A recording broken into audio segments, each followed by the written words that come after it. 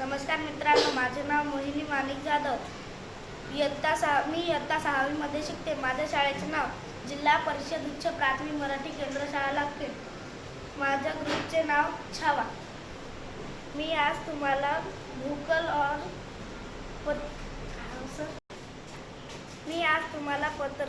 पत्रव्यवहाराबद्दल प्रेरित करणार आहे. आपल्या गावात विविध कार्यक्रम होतात.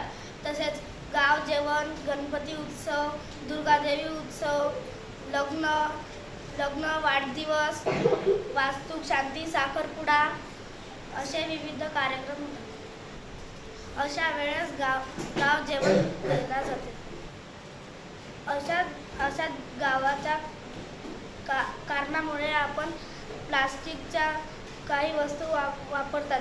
तसेच पत्रावळ, दोणे, गिलास असे जमिनीवर फेकतो तर जमिनीवर ते मुरतात.